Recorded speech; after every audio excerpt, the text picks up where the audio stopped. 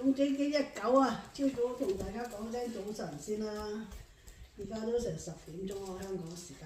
我哋呢度都已經係11點啦，都唔係早啦，中午啦。哎呀，睇住啊！我掉落去啊！唔知點啊！我打落去啊！知唔知啊？係啊，你抱下抱下，你抱到你發晒神經啊！係啊，係咪啊？你冇沖涼臭啊！你知唔知啊？因為嗱係咪要爭重啊？爭人哋啊！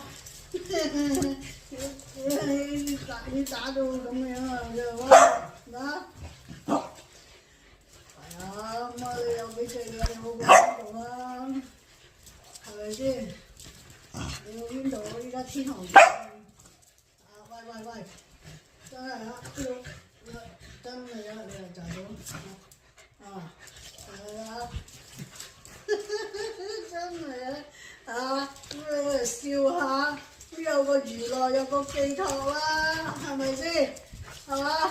你好過去邊度啊？你邊個同你得閒同你傾偈啊？同你玩啊？冇㗎啦！依家喺異國他鄉，邊個得閒理你啊？安上嚟啊！上嚟啊！係啊，冇人得閒同你上嚟啊，冇人得閒同你玩啊，人哋又唔得閒玩啊，大家揾食啊，係咪先？係啊，少一日做嘢你都唔掂啊！依家啲環境物價樣樣都咁計，係嘛？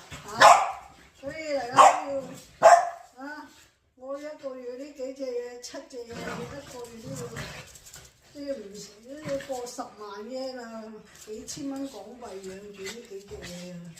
你唔係話少嘢啊？係啊，一日都要百幾蚊港幣啊！嚟養住呢幾隻嘢啊！都唔係話簡單啊！食用人工嚟計啊！淨係食啊！